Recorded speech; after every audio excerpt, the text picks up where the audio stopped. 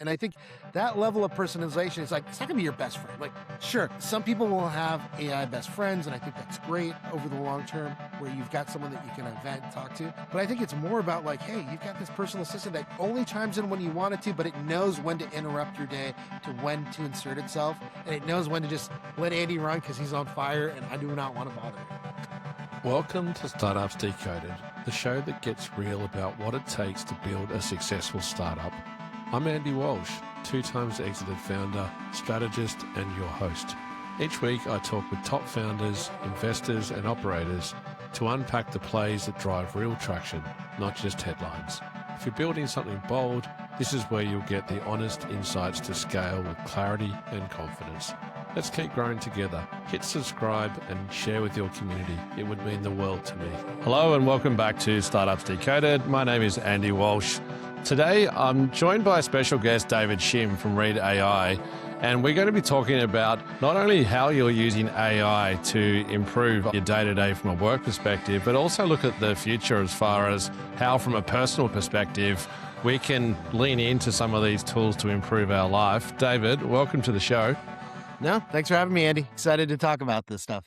I want to go into all sorts of things today, but I'll keep some structure so people can follow along. We'll kick off as far as you. I want to know your backstory a little bit. You've got some fascinating little inflection points as far as how you started, and I'd love to go through your story from you as a minor looking at your first step into a financial career.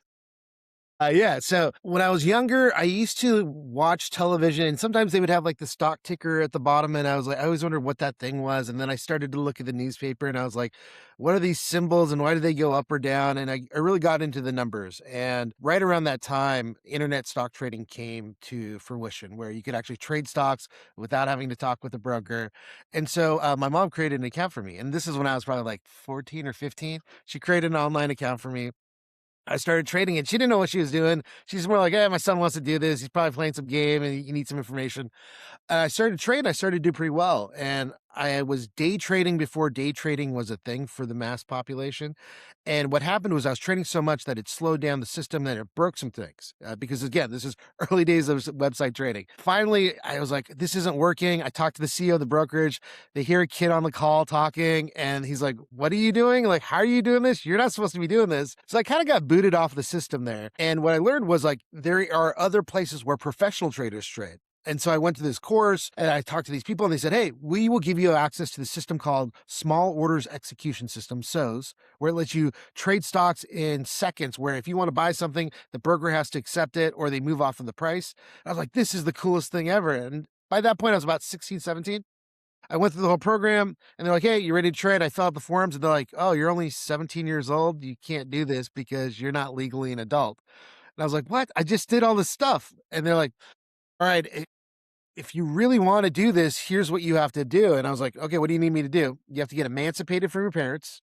And so for people who don't know, that means you have to go to court and actually say you're legally an adult and your signature is binding. So you can, typically it's for people who want to sign an apartment lease when you're a teenager because you want to move out of the house. So I had to do that. So I went to the judge, and the judge is like, "Hey, what's going on?" It's like, "Yeah, it's my mom and dad behind me." And it's like, "Hey, why do you want to get emancipated?" Usually hate your parents when you get emancipated. And they're like, "I just want to trade stocks." And he's like, "What?" He's like, "I want to trade stocks." I was like, "Okay, so you're going to still live with your parents? Everything's good?" He's like, "Yeah, everything's fine. I just want to trade stock." It's like, this is the easiest, like most interesting one that I've ever done. Signed off on it.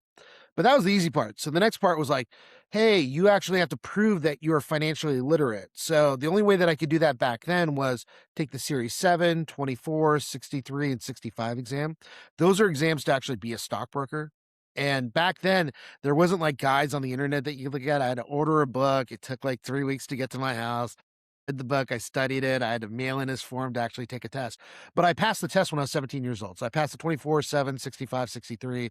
That made you a stockbroker. And so now as a stockbroker, I was able to trade stocks, and I was able to do it pretty well for about 2 years, where I was making more money than a kid should make at my age. And it was because it was more like a game, and I wasn't afraid to lose because I've never had anything. And I think that kind of got me on that startup buzz, where it's like, hey, if you've got nothing to lose, there's so much more you can do because you're not afraid to lose it. So good. I love it. Just that curiosity driving you to look at something on a screen as a ticker and think like, or have an element of what do I do with that, and then turn it into a way to make money. So I'm assuming, did you skip university then? You kept trading until you did your first startup? So I traded in university for the first year, but I started to get gray hairs and I was like, this doesn't seem right. Like I'm 18 years old, I'm going to college, I'm getting gray hairs. And the other part was like, I definitely was not the smartest person in the room. But what I saw was that there was technology that would make me smarter and that would give me more leverage compared to other people who were trading equities.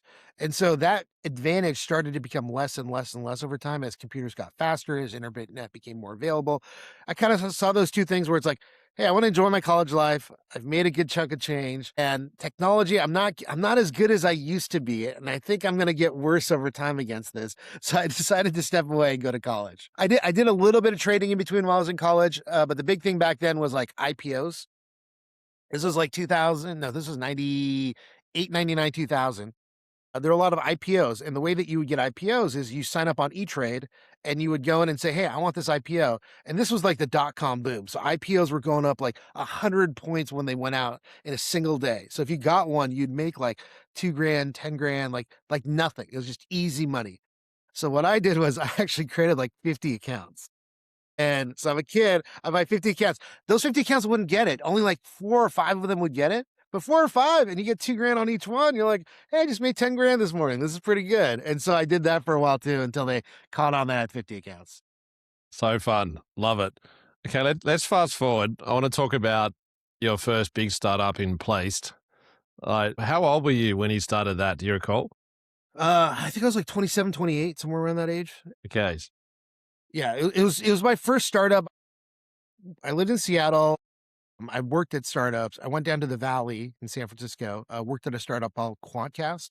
And because I really wanted that experience. Like if you're a musician, you go to Nashville, if you like country, if you go to LA, if you're punk rock and you go to these places or New York, like if you're in tech and this is in the 2000s, like you go to San Francisco, you go to the Valley, and I wanted to experience that.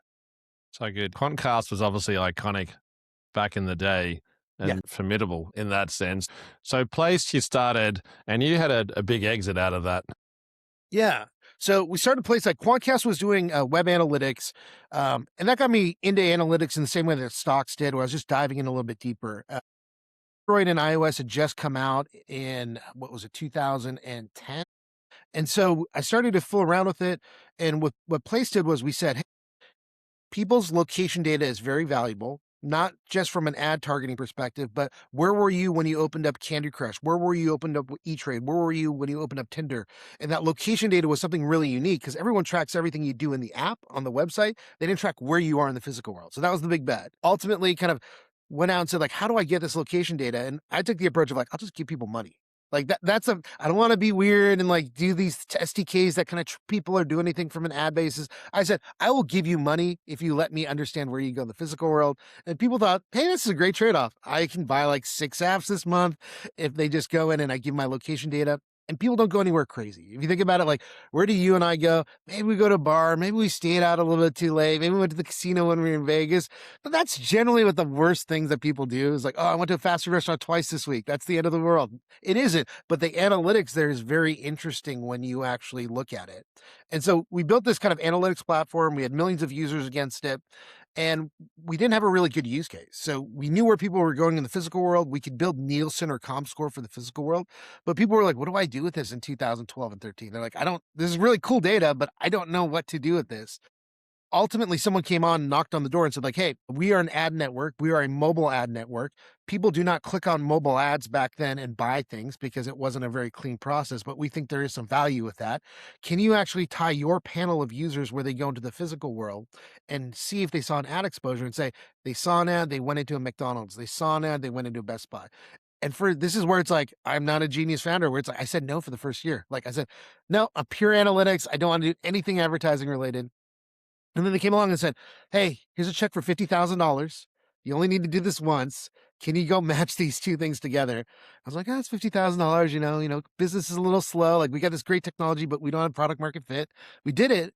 and all of a sudden started to snowball into a business that Snapchat ultimately acquired in 2017. Where they went out and said, like, hey, we're building the location stack for the physical world. Part of that is going to be attribution in terms of where are people when they see an ad or use a snap and where do they go. And they acquired a couple other companies to build that stack out during that time.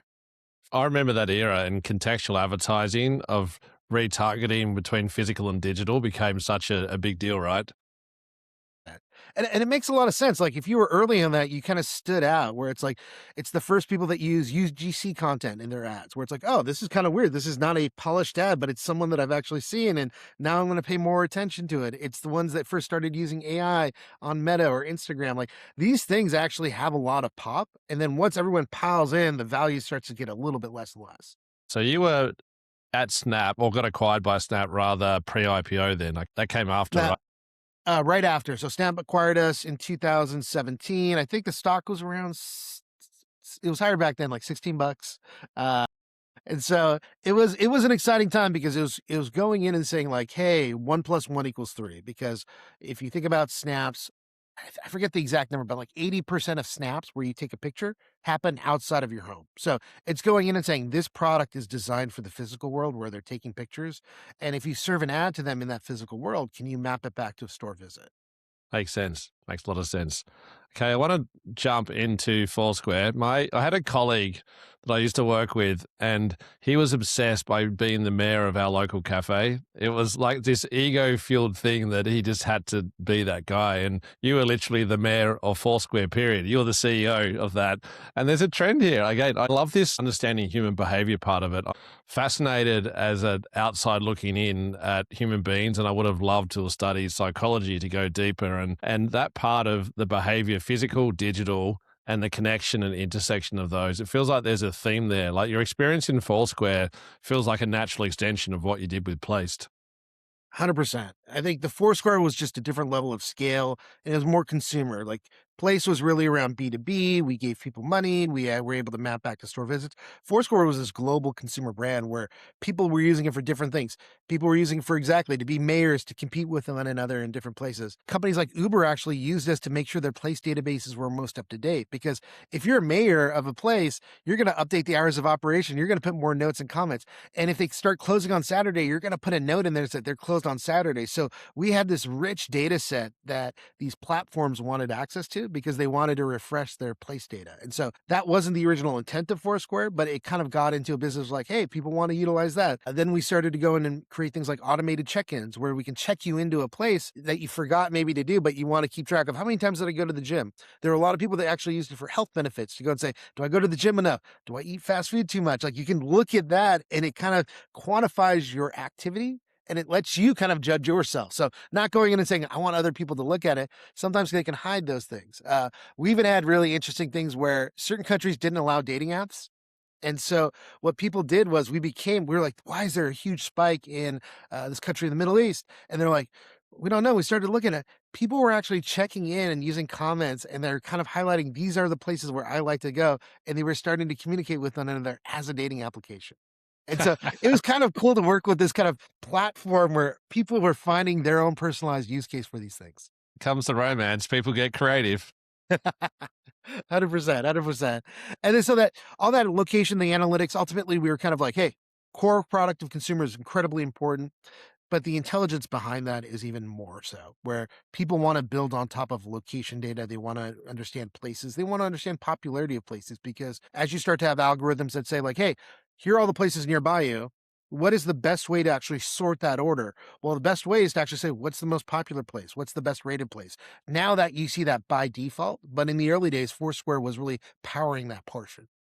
Happy to hand it over here to someone else who wants to pick it up. But I was toying with an app idea, which is basically DoorDash, but for dining in. So if you're in Okay. a neighborhood, you'd be able to look up something that you wanted to eat and it would show you all the restaurants nearby. You could get it and you could book and get a table and have that whole local experience. So wherever you went in the world, you'd be able to find places based upon the food that you're in. Okay.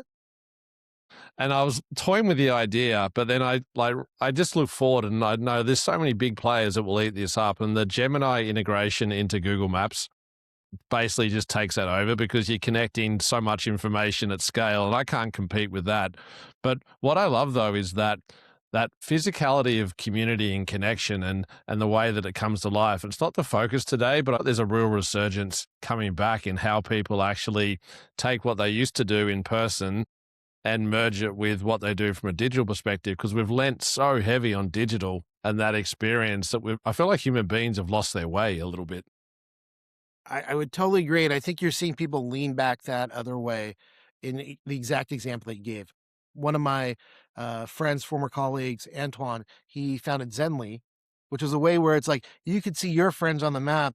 And what happened was when you could see your friends on a map in real time, people would just go, "Hey, I'm nearby. I'm going to go to that bar and just stop by and say hi." Like it created these moments where previously you might have just messaged and said, like, that was a cool spot you could actually go to. And recently he came out with a new app called Bump, where it does kind of very similar, but actually adds more social components. So I think bridging the digital and the physical world is kind of what we did in the first generation. I think this next generation is more like, how do you not drive more activity online, but how do you drive more interpersonal activities? And I think that multiplayer is the thing that gets really interesting, especially even with AI, is like, you can play single player for a really long time, and we're all playing single player AI right now. But that multiplayer moment is going to give you more utility than what we're seeing today. Huge, huge space coming up. So let's jump right into Read AI, which is your baby now, founder and CEO. Can you give us a little bit of a peek at what Read AI does? Yeah, so we're the fastest growing meeting note taker in the world. So what that means is if you're on Zoom, Google Meet, Microsoft Teams, we'll join the meeting. We've got a couple of ways. We can join as a participant, take the notes. Everybody sees who's on the call. If you can't join that call through a kind of participant, we've got a desktop application where we have a couple of things to highlight, like, hey, I'm measuring this call, I'm recording this call because we think multiplayer is important. And in order for multiplayer to work, you have to disclose that you're measuring the call. And so we built in these features to record on desktop, to mobile and Android apps. So when you're out in the physical world, we've got insurance brokers in Southeast Asia that do not have internet connection that use our application. They interview people in different villages. They come back to an internet connection, and all of a sudden the notes go into the cloud. They start to process, and by the time they're in the office, they've got 14 different reports that are ready for them to start their day. And so the idea here is we will take meeting notes, and we're taking away jobs, but we're taking away jobs that nobody wants. Nobody wants to go in and take notes in a meeting. Generally, if you take notes in a meeting, that means you are the most junior person on the call. You are the least important person on the call. If someone says, "You're the meeting note taker, David," because they don't want you to participate, they don't want you to be engaged. So I think this is kind of the classic example of like AI is actually doing a job that nobody wants, and it's doing it better than if someone was actually assigned to it. So we're taking the notes. And we like to call ourselves like the system of record for meetings. So for over 5 million users on a monthly basis, we're taking meeting notes on their behalf for tens of millions of meetings. We're doing it across 75% of the Fortune 500. Half of our customers are outside of the United States in emerging and developing markets. Like, just to give you an idea, we have like 1 to 2% of Colombia's population that uses our app every single month.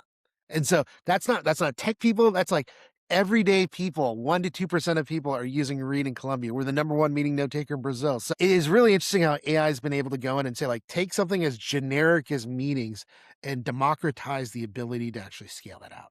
It's fascinating just in a really simple functional perspective is that your TAM scales significantly just by the fact that an offline version allows anyone anywhere to access that and then pull it back into a central source when they do reconnect.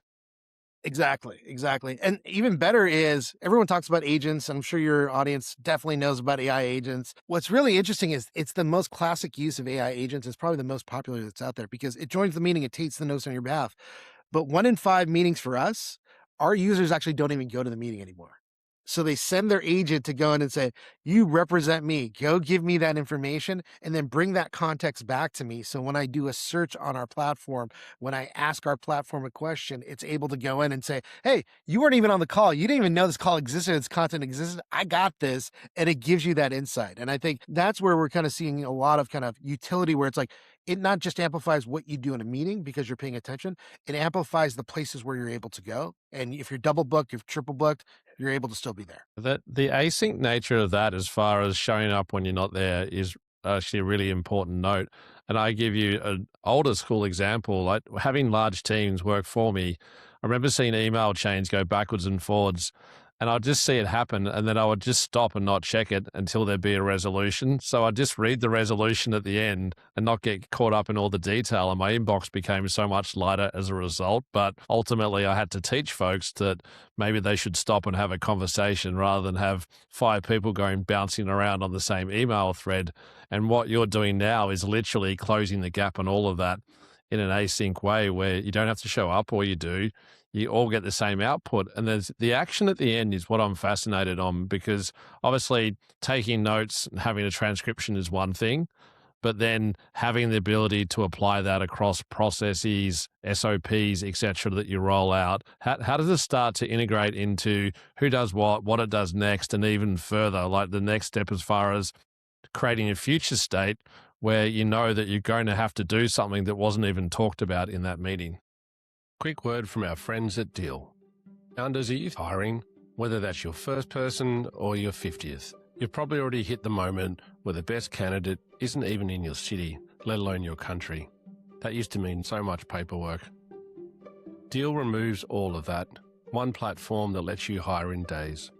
They handle payroll, compliance, contracts, and benefits. Plus, they're across 150 countries. Don't lose good people because logistics were too hard.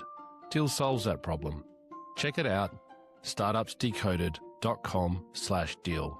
That's DEEL, startupsdecoded.com/deal. You're hitting it right on the nail on the head in terms of you can't just do meetings and just say like that's it. Like that is a commodity at the end of the day. Like meeting notes, transcription commodity. You can upload it to ChatGPT, Claude, and you can just do your thing. And we actually call ourselves the best friend to ChatGPT and Claude because we give you this data and we work with them very closely. We've got an MCP server where people are loading things up, their system of record for meetings, into Claude and into ChatGPT, and they're running different jobs against it. But the thing that we did next after meetings was we said, hey, prior to the meeting, you probably send an email back and forth to say, hey, let's schedule this call. Here's additional context. Maybe somebody wrote you a memo to say, these are the next steps. Maybe you've got a PowerPoint deck that's the product roadmap that you've got that you want to talk about it. So we started to build these connectors, and these connectors go into Google Drive. They go to Microsoft SharePoint, OneDrive. They go into Gmail, Outlook. So it's bringing all that context in. And that's where you actually can go in and say, after the meeting, David and Andy talked about a follow-up where we were going to send an insertion order or a RFP response. Now I can actually go in and say, did that RFP response actually go out? Did someone actually go in and say, hey, in an email, did that get sent out? So now Reed can go in and say, hey, you had this action item from this meeting. It actually got done yesterday because Andy followed up with the client. I never saw that email. You didn't CC me because you didn't want to bother me. Now I don't have to bother you to say, hey, Andy, what's the status of that report? Did we actually send that out? And that type of magic is kind of where we start to fill the gaps more. And that's what we're seeing with AI. And the concept that we're kind of really kind of pushing today is this concept of a digital twin. And so when you think about what are the actions, what are the next steps, a digital twin has access to all of your data. And by having access to all of your data, it can go in and start to learn from what you do. Just like if you were training a junior associate and you're like, hey, let me show you how to do this. Let me walk you through this. But instead of having to do that manually, you just connect all your data sources. And he goes in and says, Andy likes to respond this way. These are the people that he thinks is high priority because he responds to them in 5 minutes when they send an email, no matter what time it is, versus he waits 5 days for this person. And so it's more of a vendor. He doesn't care as much. All those things connect that the models can actually train against, and then it starts to predict what you want. And it goes in and says like, hey, Andy, do you want me to follow up on this? Because it's been 2 weeks and you haven't, and you said you wanted to get this back on your radar. It's going to remember that and bring that up. I love that. Question for you. I love to look at succession planning.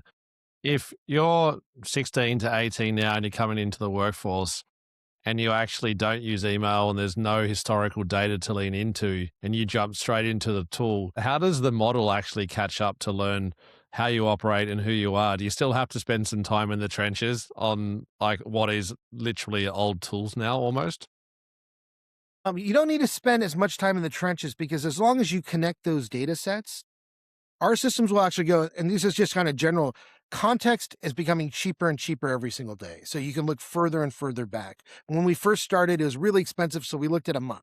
But what happens is like, hey, if I want to go in and pull a conversation that I had with a client a year ago because we gave them a 10% discount and I don't have any context on that, a month is not enough. So you have to go wider and wider and wider.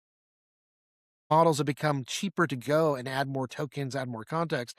We're starting to pull that information in and we're able to tag things based on what's interesting. So, what makes our meeting notes a little bit different is when you nod your head when someone says something, when you're like totally distracted and you're kind of looking around, but then all of a sudden somebody else says something or a topic comes up and you kind of perk up, we pick those things up.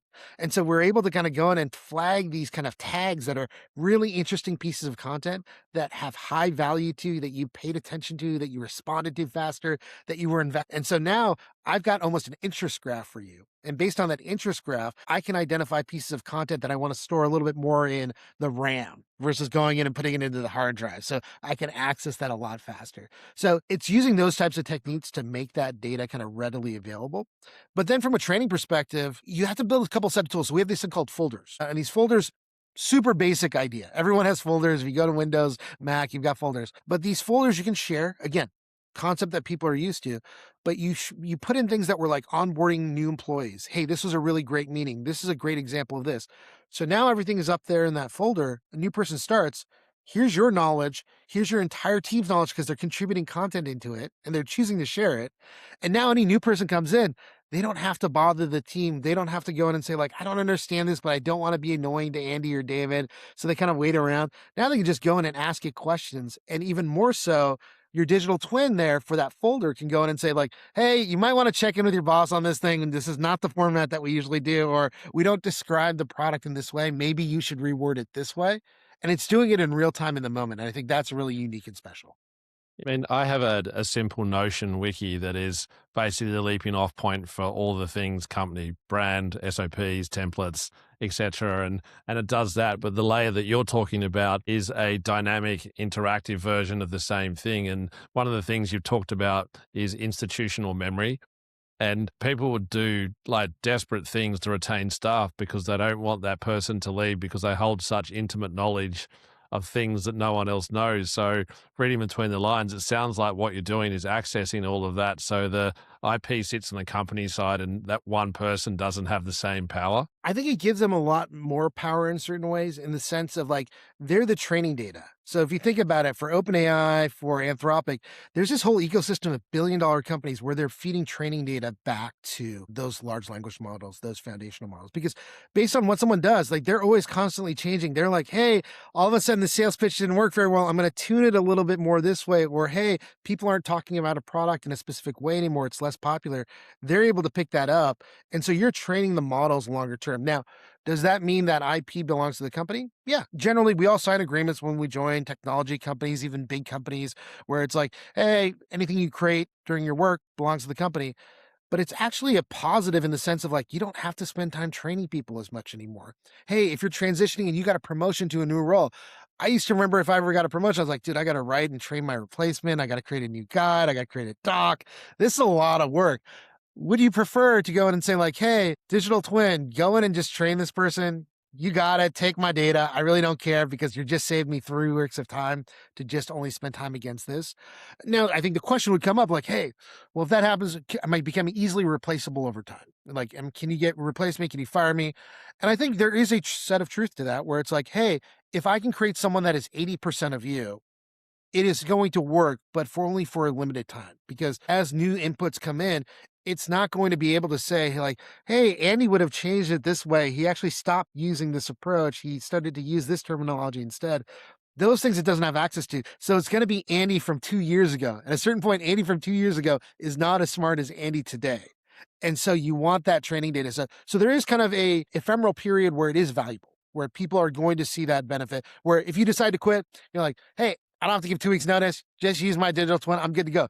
For the person quitting, that's awesome because you got a new opportunity and you want to go to that job, but you don't have to feel bad anymore. For the company, it can feel good that it's like, hey, this tribal knowledge is not gone anymore. I actually have access to it. And what I'm most concerned about is the 3 things that Andy knows that I don't know to ask him is going to come up. And then I'm going to have to text him 2 years from now and he's not going to answer my text and I'm going to be stuck. Now I've got this Yeah. insurance policy against that. It It reminds me of the analogy that every boat rises with the tide, right? It's the ability to share success and learnings collectively across a whole unit of people and not living with one person who may or may not share some of those things as well. It gives a bit more depth and breadth. 100%. And I think your personal stuff, we talked about the corporate, the value, et cetera. I think there is going to be a point in the next 6 to 12 months where people will take their own, not the IP that they've generated, but their preferences, the way that they approach problems, the way that they think through problems, the way that they research.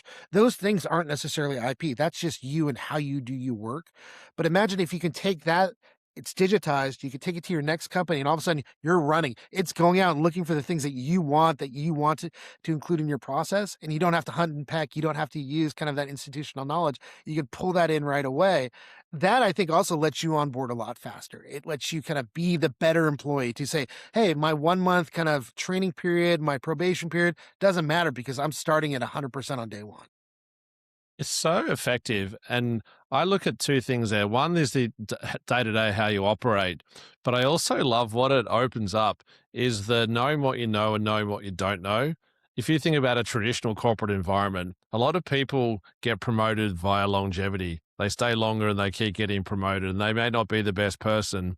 And I find that a lot of those people actually hold on to old values, old processes, ways of doing things, and are generally adverse to change because they feel exposed in that Mhm. environment. But if you're able to do some self learning and look at what colleagues are doing, what the company's doing, what the industry is doing, and compare yourself to a certain degree about how you respond and act in certain situations, it's like a self coaching platform as well. Absolutely. And for Reed, we've got this coaching platform for there's a lot of coaching solutions that say like, "Hey, talk to the screen, practice your pitch. These are the things you can improve against." Uh, in the world of AI, you actually don't need to practice. You just use the meetings that you already do, and it gives you feedback. Just like you're walking around, the Fitbit goes in and gives you how many steps that you take.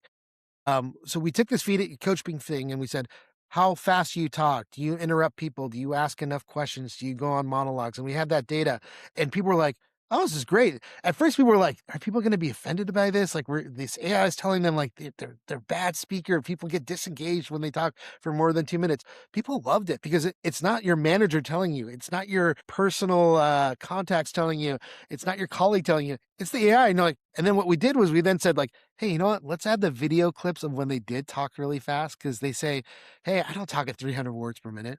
And so we played it and they're like, "Man, that looks really bad." Like, once you hear yourself in the old days where you look at your own video when you're talking, like, "This is bad." Or it's like, "Hey, I don't swear that much." And it's like, we have this section, you could hit play. It's like, here are your most times that you said a swear word on a call. You go, "Ba, ba, ba, ba, ba, ba." And like, "Oh man, this is bad." Or I don't interrupt. There's a lot of things like managers do this a lot inadvertently. They think they interrupt people and they don't realize it.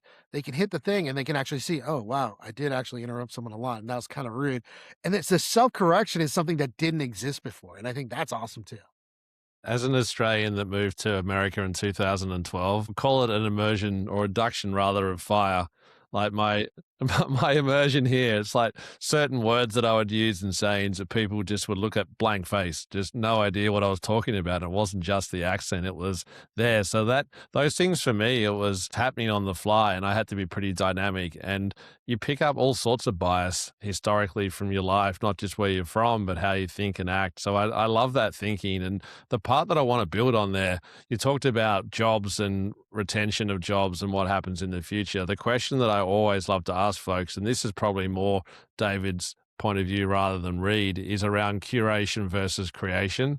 And it seems to be super hot in the sense of having institutional knowledge on certain topics allows you to be an authority and make informed decisions and collaborate with various agents, LLMs, etc., in a way where you're more effective, you're faster, but you can really have a high level of confidence based off your own personal experience. And I call that the curation model, where the creation part of it is that you don't have to do the grunt work anymore. And that's the part that's been eliminated. What's your view on like the state of curation versus creation today, but in a future state, probably more importantly, how does that show up and how do even large enterprise think about their structure of their teams in those two different lanes? No, I like the way that you put it. I consider it more like in a very similar construct. It's chat where you go and you try to get an answer to a question. It goes in and does the grunt work. It does all the searches, etc. On the curation side, it's really a recommendation engine. It's the AI going in and saying, Based on all the information that I know about you, let me make a recommendation on these are the suggested actions that you do, and then you can decide to do that or not. And a lot of people might say, like, hey, that's taking away the ability for humans to think. It's taking away their ability to critically think. But I think you are on the right path where it's like, it's actually freeing up time so that you can think deeper because now you've gotten the six different options that are available. And you would have spent 3 days figuring out what are the six options. Now they're presented to you. And now you can break down, is this the right thing I want to do or not? And I think the adoption of that curation layer is going to be so much faster than anybody expects. And I think the two classic examples that I have is the creation layer was MapQuest. You go in and you say, here's point A, here's point B. You go in and you put the address, you print it out in the old days, and then you follow the instructions. So it did all the work of like creating this route for you to go in and take. The curation layer, it was Waze, where it was going in and saying, like, I'm going to take all the cars on the street. I'm going to go in and look at that in real time to see what traffic looks like. I'm going to look at the different routes that are available and I'm going to give you recommendations. Like normally you don't go on the set route, but I think you should make a right turn because there's an accident up ahead. Now people are going in and taking these 2-ton vehicles and saying, that makes sense. You're going to save me 5 minutes. So it's that curation piece where it's like, it's curating all this information and it's giving you recommendations and you can deny it if you want to. But almost every single person in a car now uses the curation layer to drive, which didn't exist 10 years ago, 15 years ago. And then the next extension on the personal level would be dating apps. That the majority of people under 30 are using these apps to meet their significant other. That the majority of marriages happen, or a big chunk of marriages happen, because they've never met them. There's a photo, and they swipe right or swipe left based on whatever the algorithm said, and they talk a little bit. But now they're using LLMs to talk with each other, write witty comments back and forth to each other, and then they meet and they get married and they have kids that no one would have believed it, but so much of our culture now and our relationships are from this digital entity that is giving us recommendations on who we should date. And I think if you take those two things, it only makes sense that you have a recommendation engine when it comes to work. And I'm showing my age here, but I'm a generation where it was going out to a bar, getting a little bit of Yeah, Dutch courage with some liquor and talking to strangers on the fly. That was a bit more harrowing than an app. 100%. And then that was the creation part, probably, right? Where it's like, you don't have this recommendation, you're creating art.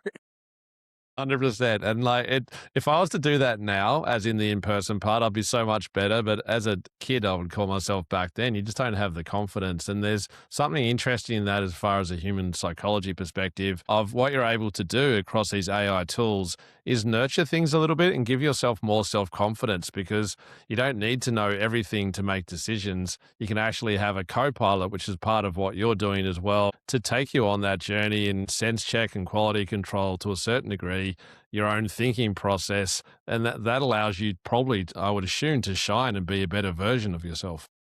Absolutely. And I let you be a better person if you want to be. And if you don't want to, you don't use it. It's totally fine. It is your choice. But I think uh the ability to up level yourself, and this is where I think with our client base, with more than half of them being from the emerging markets, it really is going into highlighting money doesn't matter. Like people want to improve, people want to leverage technology to do more to free up their time.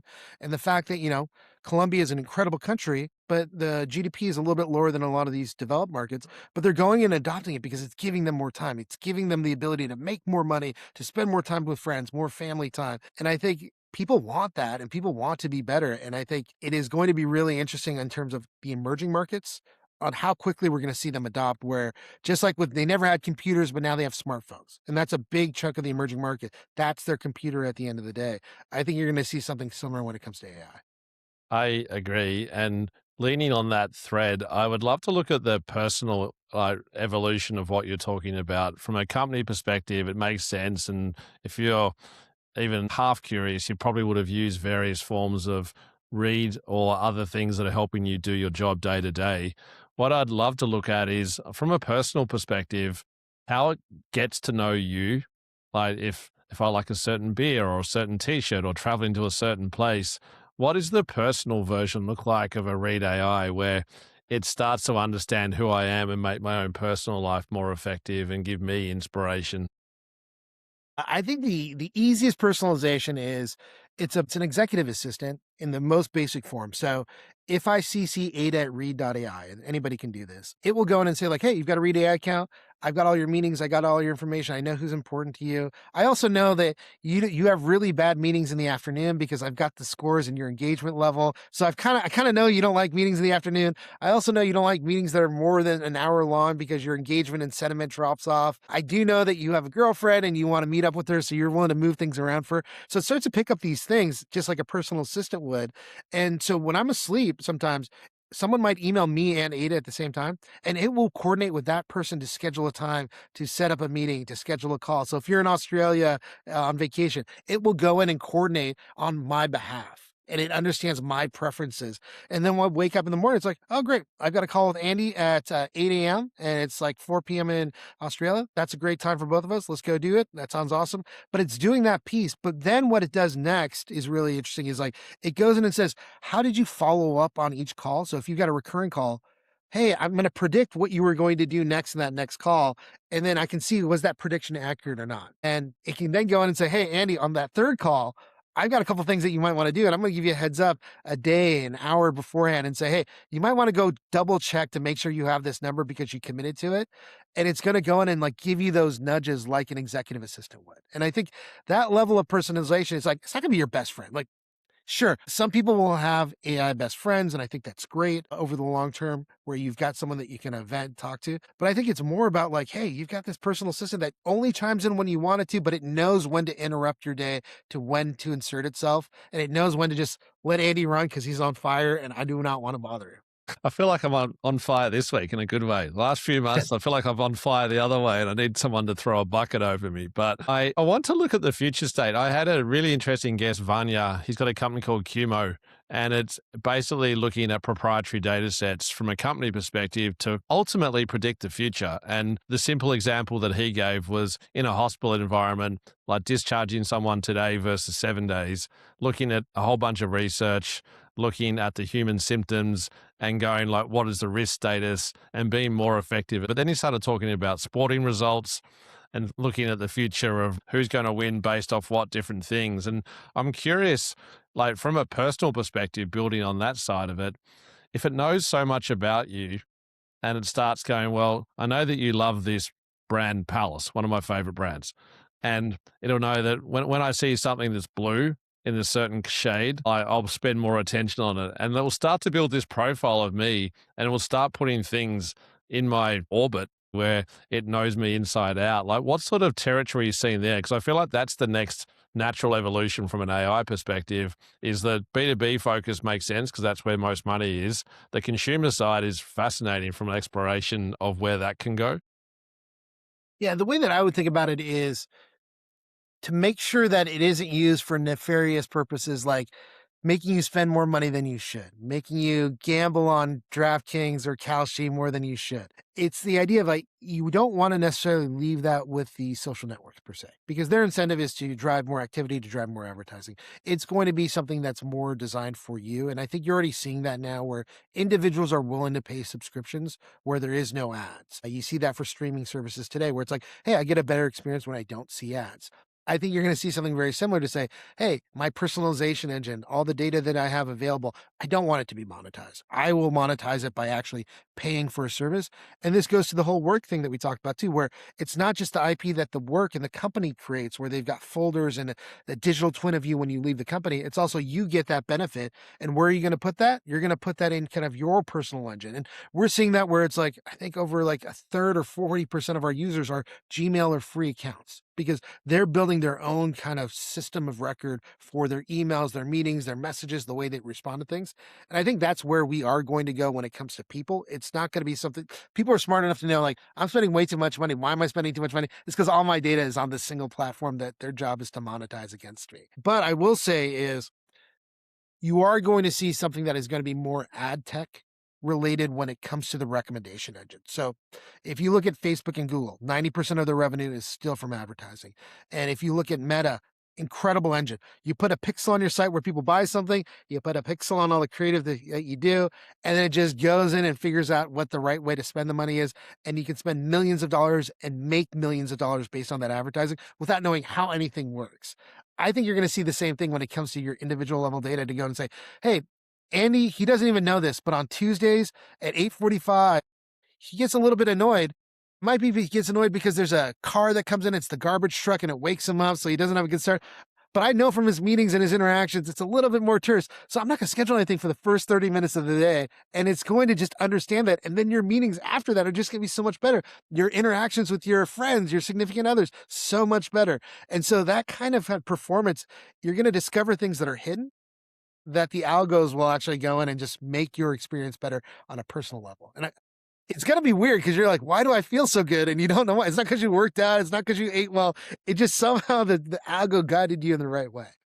Love that. And anyone who knows me well will know that if I haven't eaten, don't try and have a conversation with me that could be combative, because I'll lose myself. I need to have my blood sugar up all the time. But That's awesome. not about me. So I would love to wrap up today with, if you're a founder, maybe you've just started, from a Read AI perspective, I assume it makes sense to start from day one, but if you're further down the track and a year in, I assume you can still plug in and do it. Can you take us through a little bit about that integration if you're a founder listening? Yeah. So if you're a founder listening, go to Read AI, go create an account. We've got a free account. So free trial, 7 days, and then it's a free account that you could connect different data sources, use it for meetings. Once you get to about 10 meetings on a monthly basis, you might want to upgrade because it gives you more features and more benefits.